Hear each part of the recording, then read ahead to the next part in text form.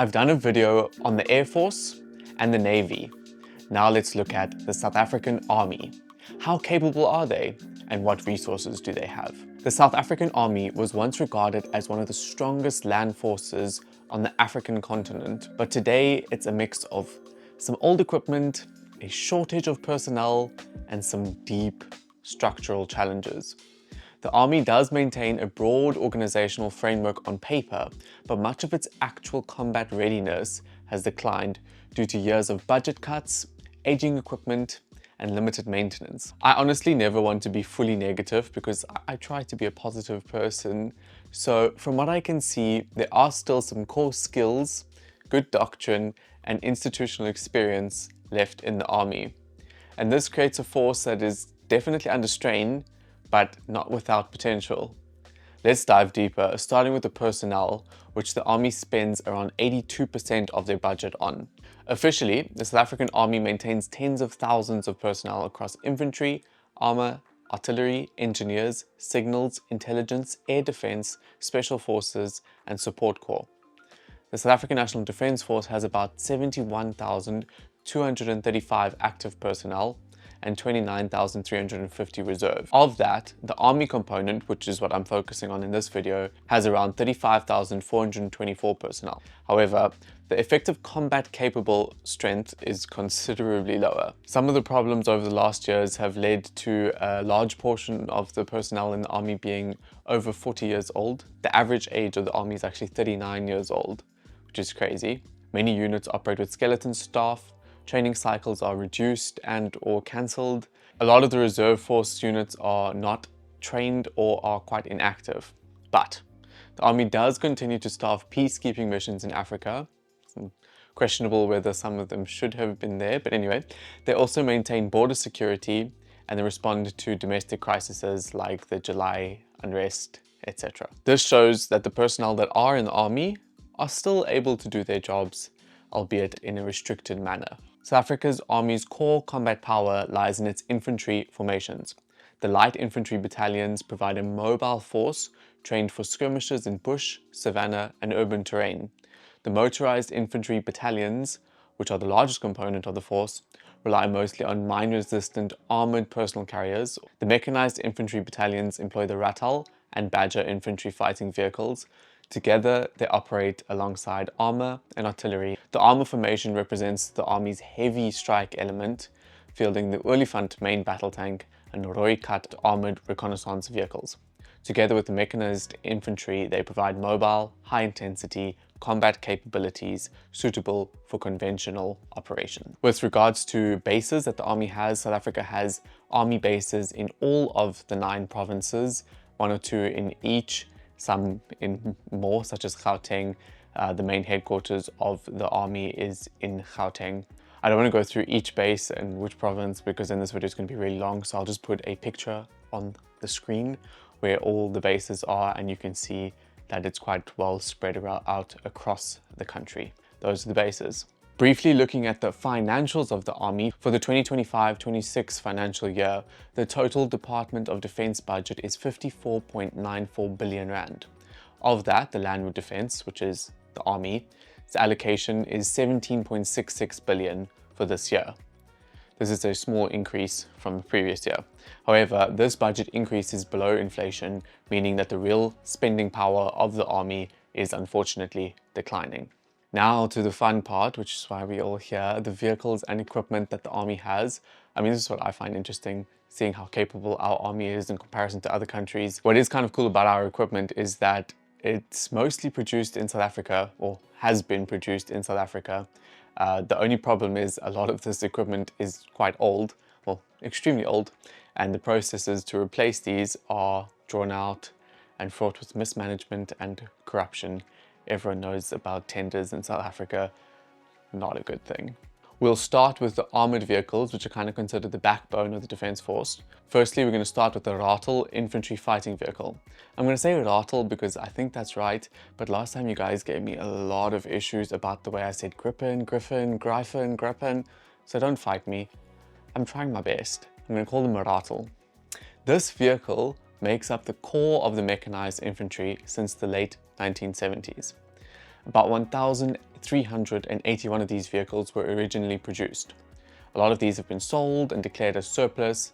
From my best research, there are about 570 active and 455 in reserve. Some aging engines, obsolete electronics, and lack of spares has severely restricted the deployment of these vehicles.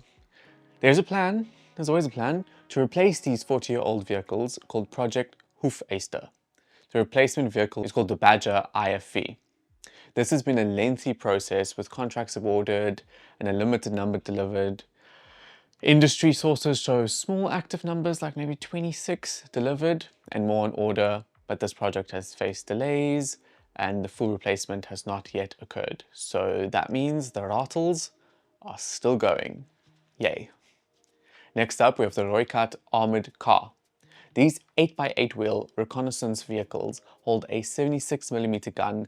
They are highly mobile and very capable as reconnaissance vehicles. Historically, about 178 Reconnaissance vehicles were delivered. Reports suggest that a number of these are in storage, while others remain operational as reconnaissance units.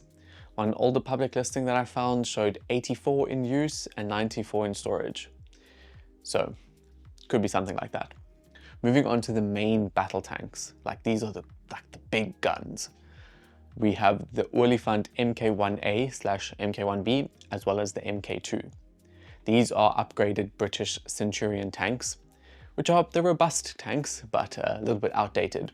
They hold a powerful 105mm gun, as well as some strong armor. Only a limited number remain operational due to the cost of engine repairs, as well as aging components. These tanks are not suitable for modern high-intensity warfare.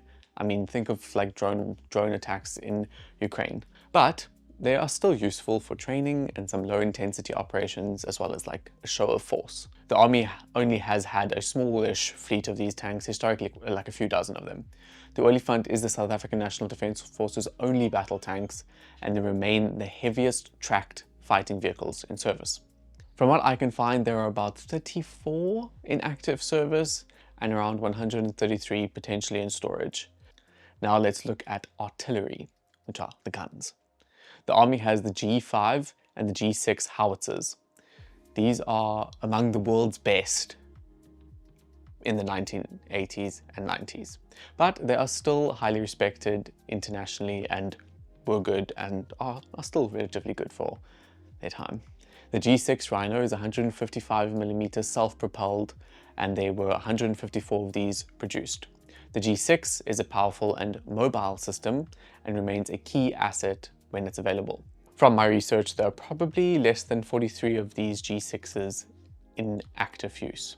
Next up is the G5, which is a 152mm towed gun, so it has to be driven by other vehicles. There's probably only about less than a dozen of these G5s operational. Staying with the artillery, we also have vehicle-mounted mortars, towed mortars. These are general support weapons for infantry battalions. Moving on to air and anti-armor defense, we have the ZT3 Ingwe ATGM, which is mounted on a Ratel ZT3 variants, and these are dedicated tank destroyers. Numbers of these ZT3 equipped Ratels are in low number and are quite limited. Estimates say about 52 ZT3 units are reported in some listings. Moving on to short-range air defense, the South African Army relies on a mixture of mobile AA guns, man-pads, which are shoulder-fired missiles, and air defense units. But the primary air defense systems are largely an Air Force responsibility. So if they need the bigger guns on the bigger planes, they'll call the Air Force. I made a video about that. You can find that. Next up, we have mine-protected vehicles. Of these, we primarily have the Casper and the Mamba. Casper is a 4x4 mine-protected personnel carrier, widely used as troop transport, as well as for demining and internal security tasks. Many Caspers remain in service with the army, as well as the police actually has some of these Caspers. I'm sure everyone is familiar with how these look because they're quite notorious vehicles. Historically, 2,000 Caspers were built. The current in-service number is probably a bit lower than that. Moving on to the Mamba, which is also a 4x4 MRAP for internal security and patrol duties. These are also still in use, although some of the older versions are being phased out to storage. Figures for the number depend on the source. Obviously, one recent Defense Web article notes 200 to 300 in service, with 400 to 450 in storage. The Army also uses a variety of other mine-protected trucks and local made products such as retired Buffel variants, as well as different other newer bespoke protected vehicles.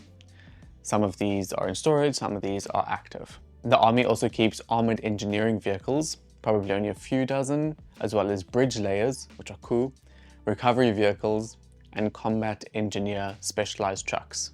The Army also has a large logistics fleet with trucks, trailers, ambulances, fuel tankers, buses, you name it. There is a particularly large fleet of logistics trucks, which I find cool. These are light, medium, and heavy tactical trucks. These include the Samuel series trucks, which you can actually buy secondhand and then use, which I would love. I would turn it into like a little tiny home on wheels, which you could drive around. Would be amazing. There are also various different MAN trucks. The Army lists thousands and thousands of these support vehicles, but it's difficult again to tell how many are in active service, how many are in storage, and how many have been sold and or just left to rot. The Army also has a bunch of light vehicles like Hiluxes, Dyners, Land Cruisers, etc. Notice Toyotas. There are hundreds of thousands of these across formations, and these are used for liaison, patrol, local mobility. There are a lot of these, but it's not an exact number. The Army also has a very small amount of unmanned aerial vehicles. The Army operates these vehicles for artillery targeting and reconnaissance. The South African Air Force operates any larger aerial assets.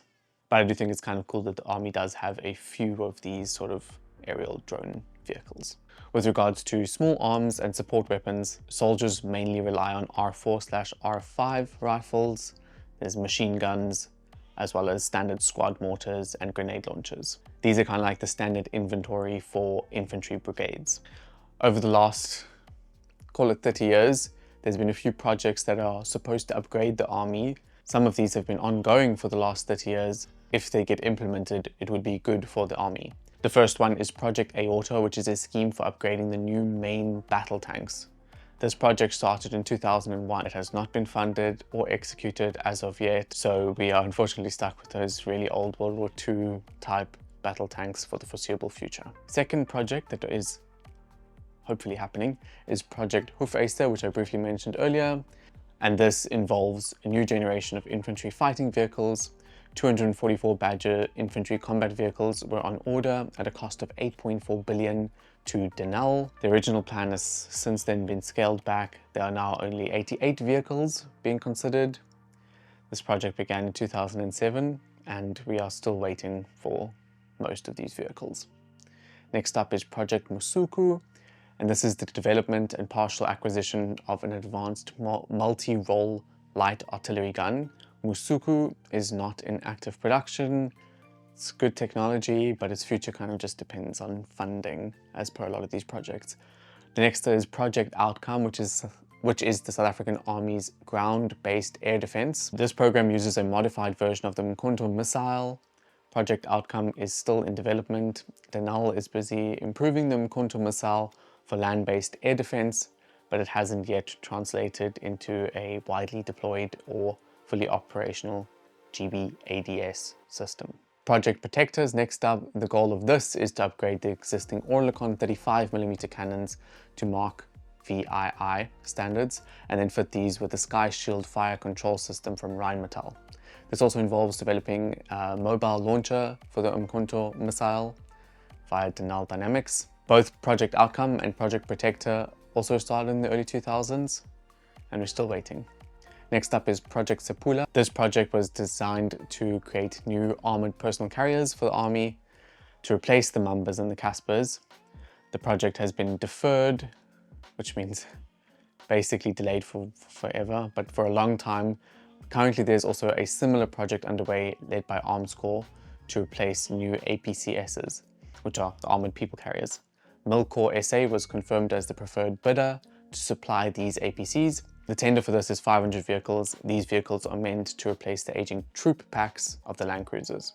So those are at least sort of in the pipeline. The last project that we're looking at is Project Palama, And this is a program to replace the aging Samil logistics truck fleets, the ones that I want to buy.